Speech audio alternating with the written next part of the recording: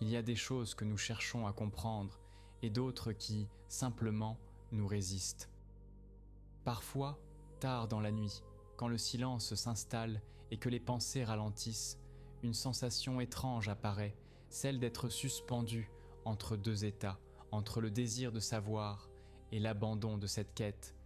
Ce n'est pas une lutte, ce n'est pas un combat intérieur, c'est plutôt une fatigue douce, une lassitude qui vient après avoir longtemps cherché des réponses, des certitudes, des points d'ancrage dans un monde qui semble souvent flou. Et dans cette fatigue, quelque chose d'inattendu se produit, un relâchement, une détente qui vient quand on cesse de demander aux choses d'être différentes de ce qu'elles sont. Il existe une différence subtile entre deux manières d'habiter le monde, une différence qui ne se remarque pas toujours, qui se manifeste seulement dans les moments calmes, quand l'esprit n'est plus occupé par l'urgence du quotidien. D'un côté, il y a cette tendance naturelle à vouloir que les choses soient d'une certaine façon, à espérer que demain sera meilleur, à craindre qu'il soit pire, à désirer que ce qui nous échappe se révèle enfin. De l'autre, il y a une disposition plus calme qui consiste simplement à observer ce qui est, à reconnaître les mécanismes, à voir les patterns sans rien en attendre. Ce n'est pas une question de foi ou de raison, ce n'est pas un débat entre deux camps opposés, c'est plutôt une question de repos, de soulagement. Parce que comprendre, vraiment comprendre, ne consiste pas à remplacer une certitude par une autre, mais à dissoudre le besoin même de certitude. C'est voir que la pluie tombe non pas pour vous punir ou vous bénir, mais simplement parce que l'air était saturé d'humidité, que la température a baissé, que les conditions étaient réunies. Et dans cette vision, il n'y a ni déception, ni soulagement, juste une forme de clarté silencieuse.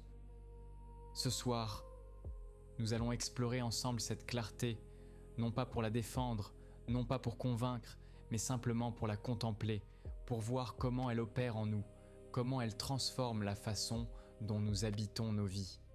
Laissez votre respiration se faire plus lente, plus profonde, sentez votre corps s'installer plus confortablement et accueillez ces réflexions comme on accueille la nuit, sans résistance, sans attente.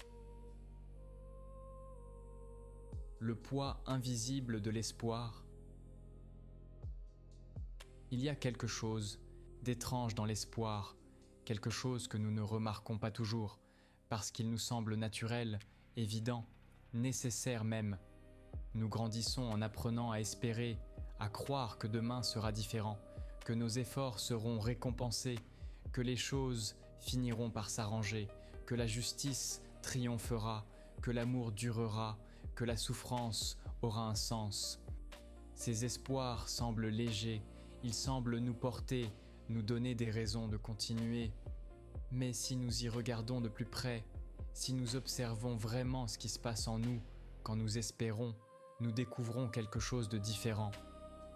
L'espoir n'est jamais simplement l'espoir, il est toujours accompagné, toujours doublé de son ombre. Quand nous espérons que quelque chose arrivera, nous craignons simultanément que cela n'arrive pas. Quand nous désirons un résultat particulier, nous redoutons l'alternative. Et cette oscillation constante entre l'attente du meilleur et la peur du pire crée une tension, une agitation intérieure, un tremblement subtil qui ne cesse jamais vraiment. Nous nous habituons à cette tension, elle devient le fond sonore de notre conscience. Nous ne la remarquons plus, sauf peut-être dans les moments de grande fatigue, quand nous sentons combien c'est épuisant de toujours espérer, de toujours craindre. Il y a une fatigue particulière qui vient de l'espoir prolongé, une usure que nous ne nommons pas toujours, parce qu'elle semble faire partie de la condition humaine normale. C'est la fatigue de celui qui attend des nouvelles importantes, qui vérifie son téléphone toutes les 10 minutes, qui sursaute à chaque notification, dont l'esprit ne peut se poser nulle part. C'est la fatigue de celle qui espère être aimée, qui scrute chaque geste, chaque mot, cherchant des signes, des confirmations, des preuves. C'est la fatigue du parent qui espère que son enfant réussira, qui projette sur chaque bulletin scolaire le destin futur d'une vie entière. Dans tous ces cas, l'espoir nous maintient dans un état de vigilance, d'attente, de suspension. Et cette attente, cette projection vers un futur incertain, nous empêche de nous reposer dans le présent. Parce que le présent tel qu'il est n'est jamais suffisant quand nous espérons. Il est toujours provisoire, toujours en transit vers ce qui devrait être, vers ce que nous souhaitons qu'il devienne. Nous vivons alors dans un futur hypothétique et le présent réel, avec ses sensations concrètes, ses détails immédiats, devient transparent, invisible, à peine vécu. Mais il existe un autre mode, une autre possibilité qui n'implique ni désespoir ni cynisme. C'est la simple reconnaissance de ce qui est, sans rien y ajouter, sans rien en retrancher. Quand nous comprenons vraiment comment fonctionne un processus, quand nous voyons clairement les causes et les effets, les mécanismes et les patterns, quelque chose se détend en nous. Parce que nous cessons de demander au processus d'être différent, nous cessons de négocier avec la réalité, nous cessons d'espérer qu'une exception sera faite en notre faveur. Prenons un exemple simple, presque trivial. Vous plantez une graine dans la terre, vous l'arrosez, vous attendez. Si vous ne comprenez pas le processus de germination, vous pouvez espérer que la plante pousse rapidement. Vous pouvez craindre qu'elle ne pousse jamais. Vous pouvez vous impatienter, vérifier tous les jours, gratter la terre pour voir si quelque chose se passe. Mais si vous comprenez que la graine a besoin de temps, que l'humidité doit pénétrer l'enveloppe, que les enzymes doivent se réactiver, que la radicule doit se former avant que rien ne soit visible en surface, alors vous ne vérifiez plus, vous n'espérez plus, vous savez simplement que le processus suit son cours, et cette connaissance vous permet de vous détendre. Ce qui est vrai pour la graine est vrai pour presque tout. Quand nous comprenons comment fonctionne notre propre esprit, comment les émotions surgissent et se dissolvent, comment les pensées apparaissent et disparaissent, nous cessons d'espérer des émotions différentes, des pensées plus nobles, un esprit plus calme. Nous voyons simplement le mécanisme, et dans cette vision, il y a une forme de paix. Non pas la paix d'avoir obtenu ce que nous voulions, mais la paix de ne plus rien vouloir obtenir. La dissolution du sens imposé. Nous cherchons du sens. C'est une tendance profonde, presque irrépressible. Face à un événement, surtout un événement difficile, notre esprit se met immédiatement en quête d'une explication, d'une raison, d'un pourquoi. Pourquoi cela m'est-il arrivé à moi? Pourquoi maintenant? Qu'ai-je fait pour mériter cela? Ou qu'ai-je négligé qui a conduit à ce résultat? Et quand les réponses rationnelles ne suffisent pas, quand la causalité directe ne peut être établie, nous cherchons des sens plus larges, plus englobants. C'était une épreuve envoyée pour me renforcer. C'était une leçon que je devais apprendre. C'était le destin, la volonté divine, le karma, l'univers qui me parle.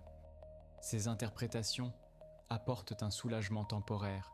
Elles transforment le chaos en récit, l'accident en intention, la souffrance en pédagogie. Et il y a quelque chose de réconfortant dans cette transformation, parce qu'un monde qui a du sens, même un sens difficile, semble plus habitable qu'un monde absurde. Mais ce réconfort a un coût. Pour maintenir ces interprétations, pour préserver le sens que nous avons trouvé, nous devons constamment ajuster notre vision, ignorer certaines données, amplifier d'autres. Nous devons croire que tout arrive pour une raison, même quand aucune raison n'est visible. Nous devons trouver des signes, des messages, des patterns, là où il n'y a peut-être que du hasard. Et cette activité mentale constante, cette recherche perpétuelle de cohérence narrative, demande beaucoup d'énergie. De plus, imposer un sens aux événements nous rend vulnérables à une forme particulière de souffrance. Si je crois que ma maladie est une épreuve destinée à me renforcer, alors chaque rechute devient une remise en question. Suis-je en train d'échouer au test? Ai-je mal compris la leçon? Si je crois que mon succès professionnel est la preuve que je suis sur le bon chemin, alors un échec devient catastrophique. Non seulement je perds mon travail, mais je perds aussi mon sens, ma direction, ma validation cosmique. Le sens imposé est fragile, il dépend de notre capacité à maintenir une interprétation cohérente face à une réalité qui ne cesse de nous contredire. Mais il existe une autre façon d'habiter les événements. Au lieu de demander pourquoi cela m'arrive, nous pouvons simplement observer comment cela fonctionne. Au lieu de chercher une intention cachée derrière la maladie, nous pouvons comprendre les mécanismes biologiques, l'inflammation, la réponse immunitaire, la cascade de réactions cellulaires. Au lieu d'interpréter l'échec comme un signe de notre valeur personnelle, nous pouvons voir les conditions qui n'étaient pas réunies, les compétences qui manquaient, les circonstances qui ont changé. Cette approche ne rend pas les événements moins réels, moins importants ou moins douloureux, mais elle nous libère du poids supplémentaire de devoir justifier ces événements, de devoir les faire entrer dans une histoire cohérente, de devoir extraire d'eux un enseignement moral. Les choses arrivent, elles suivent des processus, des causalités multiples, des convergences de conditions, et nous n'avons pas besoin qu'elles signifient quelque chose de plus. Cette vision peut sembler froide au premier abord, désenchantée, vide de consolation, mais en réalité, elle offre une forme de soulagement profond, parce qu'elle nous libère de l'obligation de trouver du sens, de l'angoisse de ne pas le trouver, de la peur de l'avoir mal compris. Elle nous permet de simplement être présent à ce qui se passe, sans la couche supplémentaire d'interprétation, sans le filtre de la signification imposée.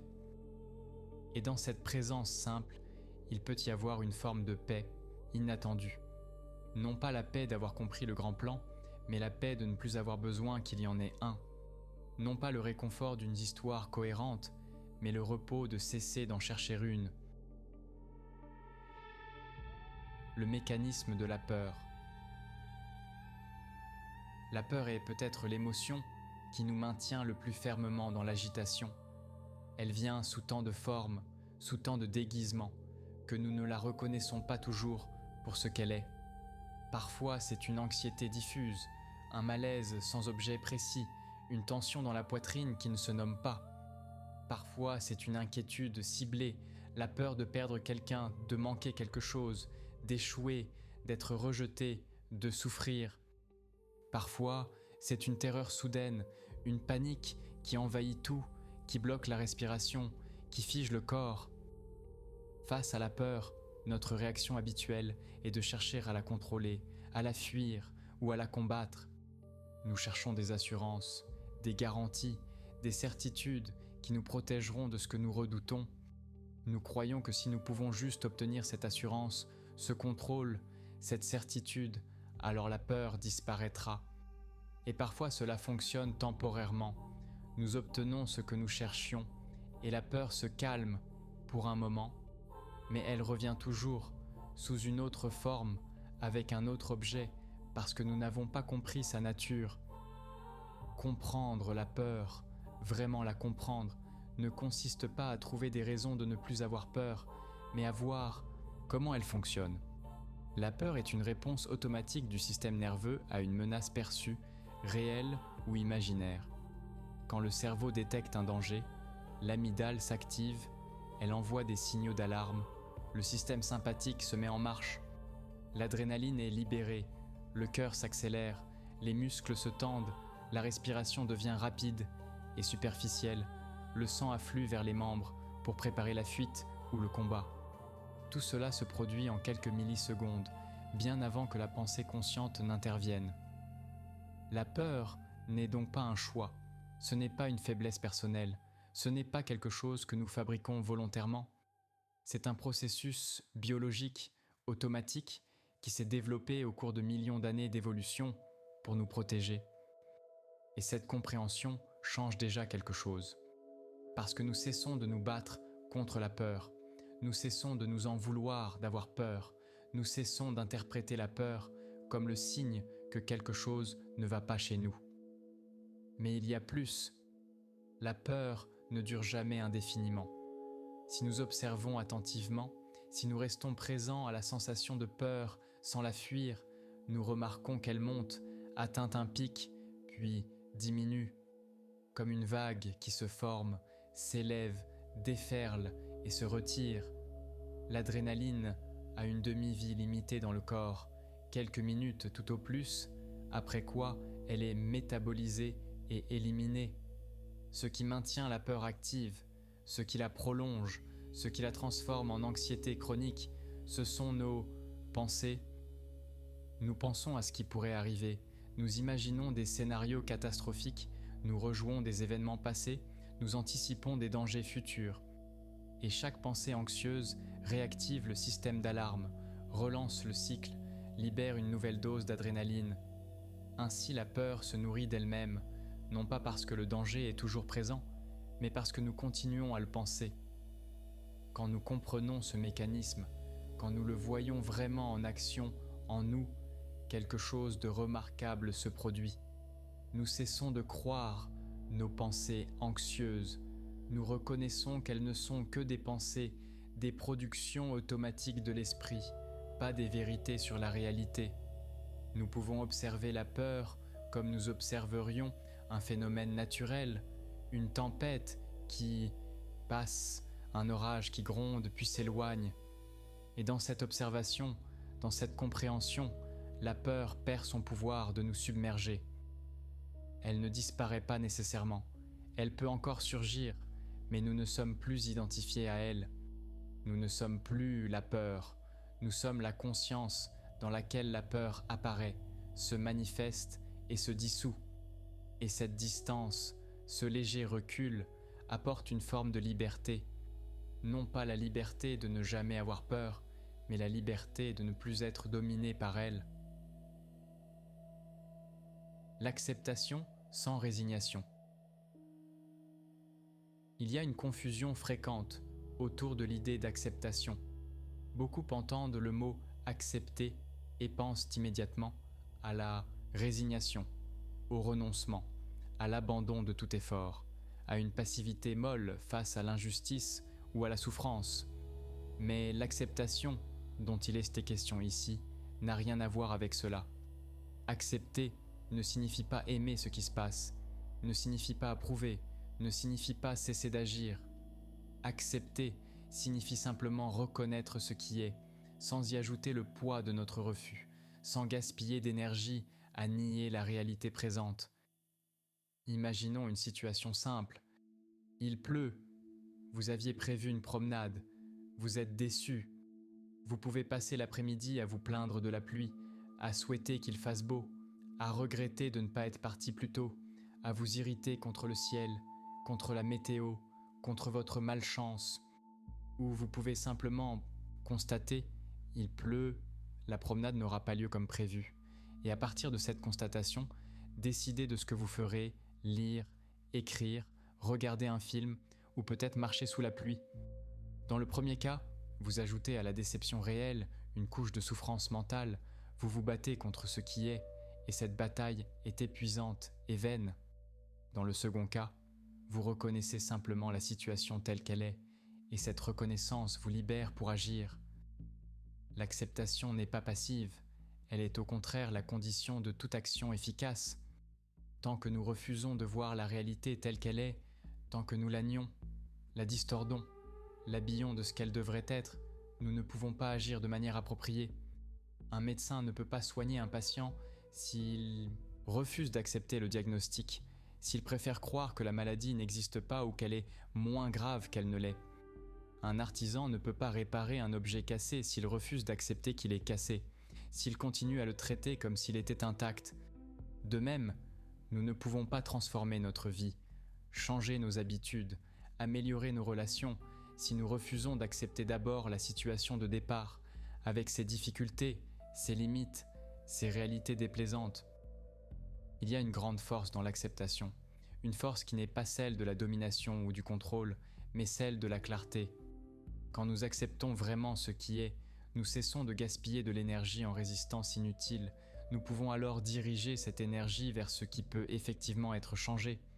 C'est ce que les stoïciens appelaient distinguer ce qui dépend de nous de ce qui n'en dépend pas. Épictète disait que nous souffrons non pas à cause des événements eux-mêmes, mais à cause de nos jugements sur ces événements. La pluie n'est ni bonne ni mauvaise, c'est notre désir qu'il fasse beau qui rend la pluie déplaisante.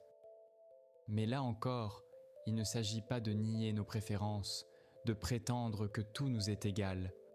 Nous pouvons préférer le soleil à la pluie, préférer la santé à la maladie, préférer la présence à l'absence. Ces préférences sont naturelles, humaines. Ce qui change avec l'acceptation, c'est que nous cessons de nous accrocher à nos préférences comme si notre bonheur en dépendait absolument. Nous reconnaissons qu'elles sont des préférences, des désirs et non des nécessités vitales. Et cette reconnaissance apporte une forme de liberté intérieure, parce que notre bien-être ne dépend plus de conditions externes qui échappent largement à notre contrôle. Il dépend de notre capacité à rester présent, à voir clairement, à accepter ce qui est et à agir à partir de cette acceptation. Non pas avec résignation, mais avec une tranquillité active, une sérénité engagée qui ne gaspille pas d'énergie à refuser l'inévitable. Il y a une paix profonde dans cette attitude. Non pas la paix d'un monde parfait où tous nos désirs sont satisfaits, mais la paix de ne plus être en guerre avec la réalité. La paix de pouvoir respirer librement, même quand les choses ne vont pas comme nous le voudrions. La paix de savoir que nous pouvons faire face, que nous avons la capacité de traverser sans nous effondrer, sans nous perdre.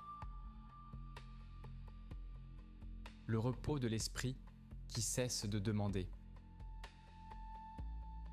Il y a une activité mentale que nous pratiquons presque constamment, si constamment que nous ne la remarquons plus. C'est l'activité de demander au monde d'être différent de ce qu'il est. Nous ne formulons pas explicitement ces demandes, elles se produisent en arrière-plan, automatiquement, sous forme de résistance subtile, de contraction imperceptible, de tension légère. Ce bruit devrait s'arrêter, cette personne devrait se comporter autrement, cette douleur devrait disparaître, ce sentiment devrait être différent, cette pensée ne devrait pas être là. Chacune de ces micro-résistances, chacune de ces demandes silencieuses consomme une petite quantité d'énergie, crée une petite tension, et accumulée sur une journée, sur une vie, elle constitue une charge considérable. Imaginez que vous portez un sac à dos invisible et que chaque fois que vous résistez à ce qui est, une petite pierre est ajoutée au sac.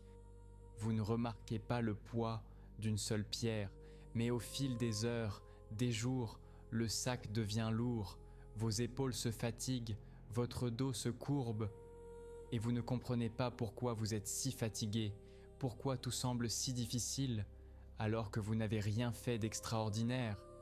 C'est le poids accumulé de toutes ces résistances, de toutes ces demandes que la réalité soit autre. Comprendre cela, vraiment le comprendre, c'est commencer à poser le sac. Non pas en une fois, non pas définitivement, mais pierre par pierre, moment par moment. Chaque fois que nous remarquons la résistance, chaque fois que nous voyons la demande silencieuse, nous avons le choix, continuer à porter cette pierre ou la laisser tomber.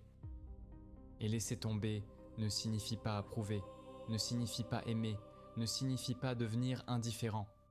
Cela signifie simplement voir que le bruit est là et que ma résistance mentale ne le fait pas disparaître.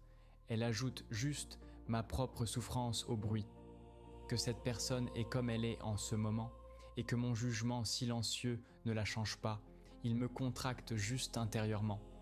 Que cette douleur est présente et que mon refus de la ressentir ne la dissout pas, il crée une tension supplémentaire autour d'elle. Quand nous cessons de demander, quand nous laissons les choses être comme elles sont, même pour quelques instants, quelque chose d'extraordinaire se produit. Un espace s'ouvre, un silence, un repos. Ce n'est pas un repos du corps, même si le corps peut aussi se détendre, c'est un repos de l'esprit, une cessation de l'agitation mentale constante. Et dans ce repos, dans ce silence, nous découvrons que nous sommes déjà complets, déjà entiers, sans avoir besoin que quoi que ce soit change. Cela peut sembler paradoxal. Nous cherchons toute notre vie à changer les choses, à améliorer notre situation, à obtenir ce qui nous manque, à devenir meilleur. Et voilà qu'on suggère que le bonheur viendrait de cesser de chercher à changer. Mais ce n'est pas vraiment un paradoxe, c'est plutôt une distinction subtile.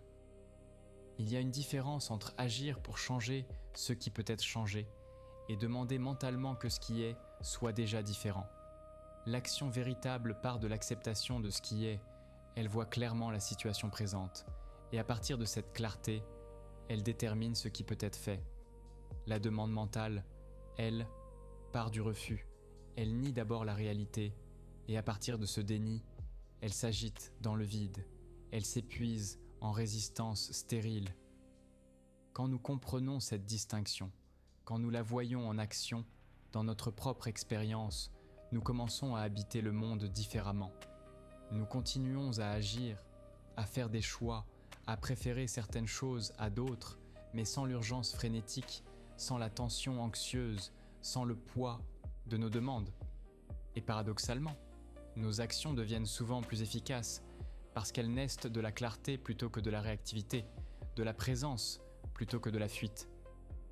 Il y a une légèreté dans cette façon d'être, une fluidité, non pas la légèreté de quelqu'un qui ne se soucie de rien, mais la légèreté de quelqu'un qui a posé un fardeau inutile, le fardeau de vouloir que le monde soit différent de ce qu'il est. Et dans cette légèreté, il y a une forme de joie tranquille, une satisfaction qui ne dépend de rien. La clarté qui dissout le conflit. Nous vivons souvent dans un état de conflit intérieur. Une partie de nous veut une chose, une autre partie veut son contraire. Nous sommes tiraillés, divisés, en guerre avec nous-mêmes. Je veux perdre du poids, mais je veux aussi manger ce gâteau. Je veux être productif, mais je veux aussi me reposer. Je veux être courageux, mais j'ai peur. Je veux être généreux, mais je ressens de l'avidité. Ces conflits semblent insolubles. Nous essayons de renforcer une partie contre l'autre, de discipliner nos désirs, de contrôler nos impulsions. Et parfois, nous réussissons temporairement, mais le conflit revient toujours parce que nous n'avons pas compris sa nature. Le conflit intérieur naît de l'identification. Nous nous identifions à nos pensées, à nos désirs, à nos émotions. Nous croyons que nous sommes nos pensées, que nos désirs définissent qui nous sommes. Alors quand deux désirs contradictoires surgissent, nous vivons cela comme une division de notre être, comme si nous étions littéralement déchirés en deux. Mais que se passe-t-il quand nous voyons clairement le mécanisme? Quand nous comprenons que les pensées surgissent, que les désirs apparaissent, que les émotions se manifestent, mais qu'ils ne sont pas ce que nous sommes, qu'ils sont des phénomènes qui traversent la conscience, comme des nuages qui traversent le ciel. Le ciel n'est pas les nuages, il est l'espace dans lequel ils apparaissent et disparaissent. De même, nous ne sommes pas nos pensées, nos désirs, nos émotions, nous sommes la conscience dans laquelle ils se manifestent. Cette compréhension change tout, parce que nous cessons de nous battre contre nous-mêmes, nous cessons d'essayer de supprimer certaines pensées, d'éradiquer certains désirs, de contrôler certaines émotions. Nous les voyons simplement, nous les reconnaissons, sans nous y identifier, sans les juger, sans en faire des ennemis. Le désir de manger est là, le désir de perdre du poids est aussi là.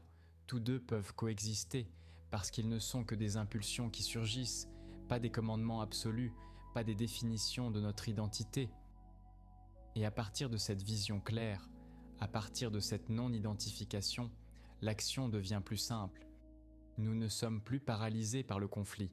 Nous pouvons observer les deux désirs, comprendre d'où ils viennent, voir leurs conséquences probables et choisir, non pas en supprimant un désir, non pas en nous forçant, mais en voyant clairement et en agissant à partir de cette clarté. C'est ce que les bouddhistes appellent parfois la vision pénétrante, vipassana. Une vision qui pénètre à travers les apparences, qui voit les processus plutôt que les entités fixes, qui reconnaît l'impermanence, l'absence de soi substantiel dans les phénomènes mentaux. Cette vision n'est pas théorique, ce n'est pas une croyance, c'est une perception directe, une compréhension viscérale qui surgit de l'observation attentive. Et quand cette vision est présente, même brièvement, le conflit se dissout. Non pas parce que les pensées contradictoires disparaissent, mais parce que nous cessons de les prendre pour ce que nous sommes. Elles perdent leur pouvoir de nous diviser, elles deviennent transparentes, légères, nous pouvons les voir, venir et partir sans être emportés par elles. Il y a une grande paix dans cette façon d'être, une paix qui ne dépend pas de l'absence de pensée, de l'absence de désir, de l'absence d'émotion, mais qui naît de la compréhension de leur nature, de la reconnaissance qu'ils ne sont pas des problèmes à résoudre, mais des phénomènes à observer, à comprendre, à laisser passer. La simplicité du présent. Il y a quelque chose de remarquablement simple dans le moment présent, une simplicité que nous manquons presque constamment, parce que nous ne sommes presque jamais vraiment ici, vraiment maintenant. Notre esprit est ailleurs, dans le passé que nous rejouons, dans le futur que nous anticipons, dans des scénarios imaginaires, dans des jugements, dans des planifications. Et pendant ce temps, le présent se déroule avec ses sensations concrètes, ses détails immédiats, sa réalité vivante. Mais nous le manquons parce que nous sommes perdus dans nos pensées. Pourtant, le présent est le seul moment où la vie se produit réellement. Le passé n'existe plus, il n'est qu'une collection de souvenirs, de traces mentales, d'histoires que nous nous racontons. Le futur n'existe pas encore, il n'est qu'une projection, une anticipation, une série d'images mentales. Seul le présent est réel, seul maintenant existe vraiment. Et quand nous ramenons notre attention au présent, quand nous sortons des pensées pour revenir aux sensations, quelque chose change. La complexité diminue, les problèmes se simplifient, l'agitation se calme. Parce que dans le présent lui-même, sans l'ajout de nos pensées, les choses sont simplement ce qu'elles sont. Il y a le poids du corps sur la chaise, la température de l'air sur la peau, le son d'une respiration, la lumière qui entre par la fenêtre. Rien de plus, rien de moins. Cette simplicité peut sembler banale, insignifiante même. Nous cherchons des expériences extraordinaires, des révélations, des états mystiques, et ce qui est proposé, c'est juste être présent à ce qui est. Mais il y a dans cette simplicité une profondeur insoupçonnée, parce que c'est précisément dans le présent dépouillé de nos ajouts mentaux que nous trouvons le repos, la paix, la liberté que nous cherchions ailleurs. Toute notre souffrance mentale vient du temps. Nous souffrons de regrets liés au passé, de ressentiments, de nostalgie, de honte. Nous souffrons d'anticipation liée au futur, d'anxiété, de peur, d'espoir déçu. Mais dans le présent pur, sans la narration mentale, sans le film que nous projetons sur la réalité, il y a simplement ce qui est. Et ce qui est, en lui-même, n'est jamais un problème. C'est notre pensée à propos de ce qui est qui crée le problème. La douleur physique est présente, elle est désagréable, mais c'est la pensée « je ne devrais pas souffrir », cette douleur est intolérable, elle ne finira jamais, qui transforme la douleur en souffrance. La solitude est présente, c'est une sensation, mais c'est la pensée « je suis seul » parce que personne ne m'aime, je serai toujours seul. Il y a quelque chose qui ne va pas chez moi, qui transforme la solitude en désespoir. Quand nous comprenons cette distinction, quand nous la voyons directement dans notre expérience, nous découvrons une liberté inattendue. Nous découvrons que nous pouvons être présents à ce qui est, sans histoire, sans interprétation, sans résistance. Et dans cette présence simple, il y a une forme de complétude. Non pas la complétude d'avoir tout ce que nous voulons, mais la complétude de ne manquer de rien dans l'instant présent. Parce que le présent est toujours complet, il est ce qu'il est, il ne manque de rien, il ne demande rien. Cette reconnaissance apporte un repos profond. Le repos de cesser de chercher, de cesser de fuir, de cesser de demander que les choses soient différentes. Le repos de simplement être ici, maintenant, avec ce qui est. Le silence entre les pensées. Nous croyons penser constamment. Nous croyons que l'esprit est toujours actif, toujours en mouvement, produisant un flux ininterrompu de pensées. Mais si nous observons vraiment, si nous portons une attention fine à notre expérience intérieure, nous découvrons quelque chose de surprenant. Les pensées ne sont pas continues, elles surgissent, durent un moment, puis disparaissent, et il y a un espace entre elles. Un silence, un vide, une présence sans contenu. Cet espace est généralement si bref que nous ne le remarquons pas. Une pensée se dissout et immédiatement une autre surgit. Et nous avons l'impression d'un flux continu. Mais l'espace est là, toujours. Et quand nous commençons à le remarquer, quand nous devenons sensibles à ces intervalles, quelque chose de profond se révèle. Nous découvrons que nous ne sommes pas les pensées, parce que nous sommes présents dans l'espace entre les pensées, et dans cet espace, il n'y a pas de pensée, et pourtant, nous sommes toujours là. Nous sommes la conscience qui contient les pensées, l'espace dans lequel elles apparaissent et disparaissent. Cette découverte n'est pas intellectuelle, ce n'est pas une idée, c'est une perception directe. Et elle change radicalement notre relation aux pensées, parce que nous cessons de nous identifier à elles, nous voyons qu'elles vont et viennent, qu'elles surgissent de nulle part et retournent nulle part, qu'elles n'ont pas de substance permanente.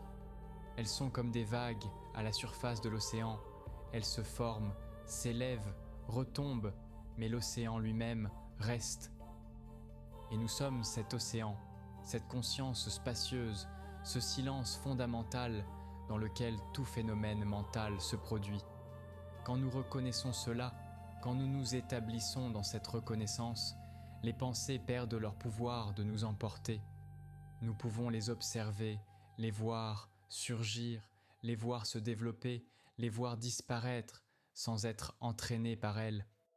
Une pensée anxieuse apparaît, nous la voyons, nous reconnaissons sa nature impermanente, nous ne nous contractons pas autour d'elle, nous restons dans l'espace et la pensée se dissout. Ce n'est pas une suppression, ce n'est pas un effort pour arrêter les pensées, c'est simplement une compréhension de leur nature. Et à partir de cette compréhension, une relation différente devient possible. Nous ne sommes plus en guerre avec nos pensées, nous ne cherchons plus à les contrôler, nous ne nous jugeons plus pour avoir telle ou telle pensée. Nous les accueillons, nous les observons et nous les laissons partir. Il y a une immense liberté dans cette façon d'être, parce que nous découvrons que nous ne sommes pas prisonniers de nos pensées, que nous ne sommes pas obligés de croire tout ce que notre esprit produit, que nous avons le choix, non pas le choix de contrôler les pensées, mais le choix de notre relation à elles. Et ce choix, cette liberté, réside dans le silence, dans l'espace entre les pensées, dans la conscience qui observe sans juger. L'apaisement, qui ne demande rien. Nous cherchons souvent l'apaisement, mais nous le cherchons mal. Nous pensons que nous serons apaisés quand certaines conditions seront réunies, quand nous aurons résolu ce problème, quand cette situation se sera améliorée, quand nous aurons obtenu ce que nous désirons. Et parfois cela fonctionne, temporairement, nous obtenons ce que nous cherchions et nous nous sentons apaisés pour un moment, mais rapidement. Un nouveau désir surgit, une nouvelle inquiétude, un nouveau problème et l'agitation revient. Parce que l'apaisement que nous cherchons est conditionnel, il dépend de circonstances externes, il est fragile, temporaire, toujours menacé. Mais il existe un autre apaisement, un apaisement qui ne dépend de rien, qui ne demande aucune condition particulière, qui est toujours disponible. C'est l'apaisement qui vient de la compréhension, de la vision claire, de la cessation de la demande. Quand nous comprenons vraiment, quand nous voyons comment les choses fonctionnent, nous cessons de demander qu'elles soient différentes. Nous voyons que la pluie tombe selon des lois naturelles, que les émotions surgissent selon des conditions, que les pensées apparaissent selon des processus. Et dans cette vision, il n'y a plus de résistance, plus de refus, plus de bataille. Il y a simplement la reconnaissance de ce qui est, et cette reconnaissance apporte un repos immédiat. Ce repos n'attend pas que les circonstances changent, il est présent, maintenant, au milieu de ce qui est tel que c'est. Il ne nie pas la difficulté, il ne prétend pas que tout va bien, il reconnaît simplement que lutter mentalement contre ce qui est déjà là ne sert à rien, et que cette lutte elle-même est la principale source de notre souffrance. Quand nous cessons de lutter, quand nous posons les armes, quand nous acceptons de voir sans jugement un espace s'ouvre, un espace de paix, de silence, de présence. Et dans cet espace, nous découvrons que nous sommes déjà en paix, que la paix n'est pas quelque chose à atteindre, mais quelque chose à reconnaître, à révéler en cessant de la voiler par notre agitation. La paix est notre nature fondamentale, elle est toujours là, comme le ciel derrière les nuages, comme le silence derrière les bruits. Nous ne la voyons pas parce que nous sommes occupés à chercher ailleurs, à demander autre chose, à refuser ce qui est. Mais quand nous revenons, quand nous nous posons, quand nous cessons de chercher, elle est là, évidente, simple, immédiate. Cet apaisement n'est pas spectaculaire, il n'est pas une extase, il n'est pas une révélation fulgurante. C'est plutôt une détente profonde, un relâchement, une sensation de rentrer chez soi après un long voyage. C'est la fin d'une recherche, la fin d'une lutte, le repos de celui qui cesse enfin de fuir. Et paradoxalement, c'est dans ce repos, dans cette cessation de la recherche, que nous trouvons ce que nous cherchions, non pas comme un objet acquis, mais comme une reconnaissance, une évidence, une présence qui était toujours là, attendant simplement que nous cessions de courir, que nous posions le fardeau, que nous ouvrions les yeux. La transparence des croyances. Nous portons en nous des croyances, des centaines, des milliers peut-être. Certaines sont conscientes, explicites, nous pouvons les nommer, les défendre, les justifier. Mais beaucoup d'autres opèrent en silence, dans les couches profondes de l'esprit, invisibles, non examinées, jamais questionnées. Ce sont ces croyances invisibles qui façonnent le plus notre expérience, parce qu'elles déterminent comment nous interprétons chaque événement, comment nous réagissons à chaque situation, comment nous nous percevons nous-mêmes. Une croyance n'est pas la réalité, c'est une pensée à laquelle nous avons accordé le statut de vérité. Nous oublions que c'est une construction, une interprétation, une histoire que nous nous sommes racontée si souvent qu'elle est devenue opaque, solide, indiscutable. Et tant qu'une croyance reste invisible, tant qu'elle opère en arrière-plan, sans être reconnue pour ce qu'elle est, elle a un pouvoir considérable sur nous. Elle filtre notre perception, elle limite nos possibilités, elle crée des réactions automatiques que nous ne comprenons pas. Mais quand nous commençons à voir nos croyances, quand nous les reconnaissons comme des croyances plutôt que comme des vérités absolues, quelque chose change.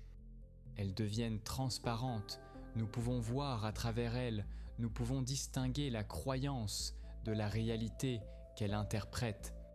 Et dans cette transparence, dans cet espace de reconnaissance, nous retrouvons une liberté. La liberté de choisir, non pas de croire ou de ne pas croire, mais de tenir nos croyances légèrement, de les voir comme des hypothèses plutôt que comme des certitudes. Prenons un exemple simple. Quelqu'un ne répond pas à votre message, et immédiatement une série de pensées surgit. Peut-être sont-ils fâchés contre moi, Peut-être m'ont-ils oublié, peut-être ne me considèrent-ils pas comme important. Ces pensées semblent être des déductions logiques, des conclusions raisonnables, basées sur les faits. Mais si nous y regardons de plus près, nous voyons qu'elles reposent sur des croyances invisibles. La croyance que les gens qui m'apprécient répondent rapidement. La croyance que l'absence de réponse signifie quelque chose à mon sujet. La croyance que je peux deviner les intentions des autres à partir de leur comportement. Quand nous voyons ces croyances, quand nous les reconnaissons comme des interprétations plutôt que comme des faits, les pensées perdent leur pouvoir de nous blesser. Nous voyons qu'il y a 1000 raisons pour lesquelles quelqu'un pourrait ne pas répondre. Ils sont occupés, ils ont oublié, ils ont vu le message mais pensaient répondre plus tard. Leur téléphone est éteint. Aucune de ces raisons n'a nécessairement quelque chose à voir avec nous, avec notre valeur, avec la qualité de notre relation. Et même si leur silence reflète effectivement quelque chose, ce quelque chose reste inconnu jusqu'à ce qu'ils nous le disent. Cette clarté ne supprime pas l'incertitude, elle ne nous donne pas de réponse définitive, Tim 0.6, mais elle nous libère de la souffrance inutile que nous créons en croyant nos interprétations, en prenant nos pensées pour la réalité. Nous pouvons rester dans l'inconnu, dans le ne pas savoir, sans nous précipiter vers des conclusions, sans remplir le vide avec nos peurs. Et il y a un repos dans ce ne pas savoir, un repos qui vient de cesser de prétendre savoir ce que nous ne savons pas, de cesser de deviner, d'interpréter, de projeter. Nous pouvons simplement dire « Je ne sais pas pourquoi ils n'ont pas répondu, et c'est correct, je peux vivre avec cette incertitude, je peux attendre ou je peux leur demander directement. » Mais je n'ai pas besoin de créer toute une histoire, toute une souffrance à partir de mon ignorance. Cette approche s'applique à toutes nos croyances, pas seulement aux petites interprétations quotidiennes. Nous avons des croyances sur nous-mêmes, sur notre valeur, sur nos capacités, sur ce que nous méritons. Nous avons des croyances sur les autres, sur leurs intentions, sur ce qui les motive, sur comment ils nous voient. Nous avons des croyances sur le monde, sur la façon dont les choses devraient être, sur ce qui est juste, sur ce qui a du sens. Toutes ces croyances créent notre réalité subjective. Elles colorent notre expérience. Elles déterminent ce que nous voyons et ce que nous ne voyons pas. Mais quand nous commençons à les voir, quand nous développons cette capacité à reconnaître une croyance pour ce qu'elle est, une construction mentale, une interprétation, pas la réalité elle-même, alors nous commençons à vivre avec plus de légèreté, avec plus de flexibilité, avec moins de rigidité. Nous pouvons tenir nos opinions sans les serrer trop fort. Nous pouvons avoir des préférences sans en faire des absolus. Nous pouvons naviguer dans l'incertitude sans nous accrocher désespérément à de fausses certitudes. Et paradoxalement, cette façon d'être nous rend plus ouverts à la vérité, pas à une vérité absolue et définitive, mais à la vérité relative de chaque moment, à ce qui est réellement présent sous nos interprétations, sous nos projections, parce que nous ne sommes plus occupés à défendre nos croyances, à les protéger, à les justifier.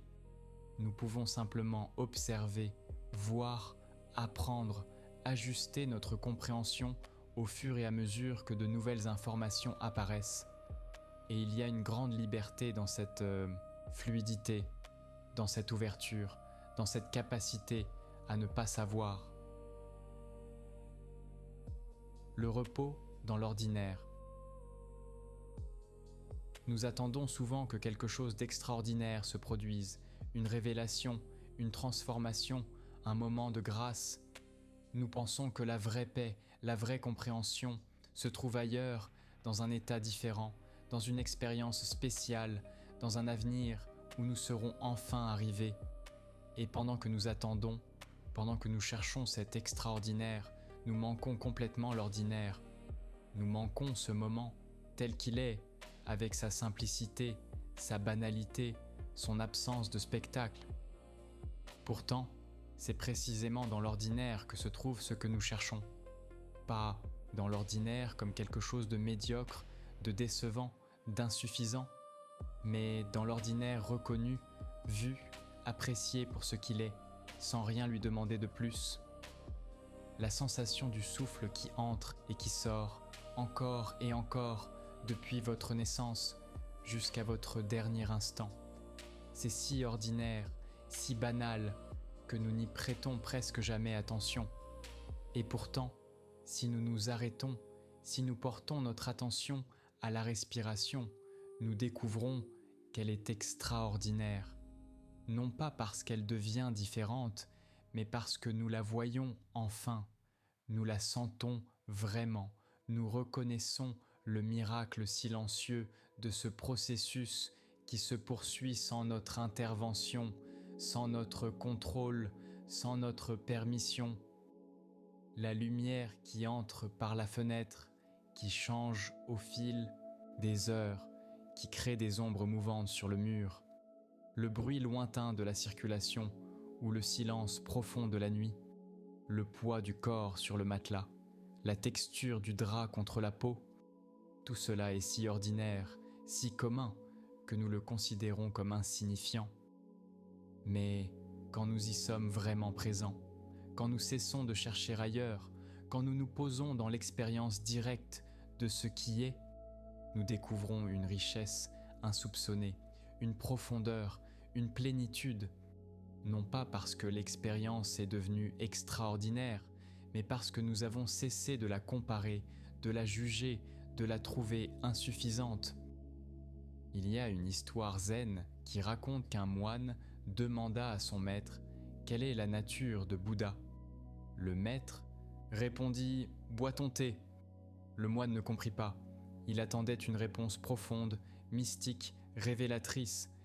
Mais le maître lui montrait que la vérité n'est pas ailleurs, pas dans un état spécial, pas dans une compréhension abstraite. Elle est ici, dans l'acte simple de boire le thé, d'être présent à cette expérience, sans rien y ajouter, sans rien en retrancher. Nous cherchons la paix dans des pratiques élaborées, dans des techniques sophistiquées, dans des expériences exotiques. Et tout cela peut avoir sa place, tout cela peut être utile. Mais la paix fondamentale, celle qui ne dépend de rien, qui est toujours disponible, se trouve dans la simple présence à ce qui est, dans la capacité à être ici, maintenant, avec ce qui se présente, sans exiger que ce soit différent, sans chercher ailleurs. Et cette capacité n'a rien d'extraordinaire. Elle ne demande pas de talent spécial, pas d'entraînement complexe, pas de conditions particulières. Elle demande simplement de cesser de fuir, de cesser de chercher, de cesser d'attendre, de revenir encore et encore à ce qui est déjà là, à ce qui a toujours été là, à ce qui sera toujours là. L'ordinaire, le simple, le présent. Et dans ce retour, dans cette reconnaissance, il y a un repos profond, le repos de celui qui rentre chez lui après avoir longtemps cherché au loin, le repos de découvrir que ce que nous cherchions n'a jamais été perdu, qu'il était simplement voilé par notre agitation, par notre recherche elle-même. La gratitude sans raison. Il existe une forme de gratitude qui ne dépend d'aucune raison particulière. Ce n'est pas la gratitude que nous ressentons quand quelque chose de bon nous arrive, quand nous recevons un cadeau, quand une situation s'améliore. Cette gratitude-là est conditionnelle, elle dépend des circonstances, elle va et vient selon que les choses se passent bien ou mal. Mais il y a une autre gratitude, plus profonde, plus stable, qui surgit simplement de la reconnaissance de ce qui est. C'est la gratitude d'être vivant, d'être conscient, d'être présent à l'expérience, quelle qu'elle soit. Non pas parce que l'expérience est agréable, non pas parce que nous avons obtenu ce que nous voulions, mais simplement parce que nous sommes, ici, capables de percevoir, de sentir, de connaître. Cette gratitude n'est pas quelque chose que nous fabriquons, que nous cultivons par effort. Elle émerge naturellement quand nous voyons clairement, quand nous comprenons la fragilité, l'impermanence, le caractère miraculeux du simple fait d'être. Chaque inspiration est un événement extraordinaire, des milliards de molécules d'oxygène pénètrent dans les poumons, traversent les membranes alvéolaires, se lient à l'hémoglobine, sont transportés vers chaque cellule du corps. Et tout cela se produit sans que nous ayons à y penser, sans que nous sachions même comment le faire. Le cœur bat, les cellules se régénèrent, les neurones s'activent, des processus d'une complexité inimaginable se déroulent à chaque instant, maintenant notre existence. Quand nous reconnaissons cela, quand nous voyons vraiment le miracle silencieux de la vie qui continue, une forme de gratitude naturelle surgit.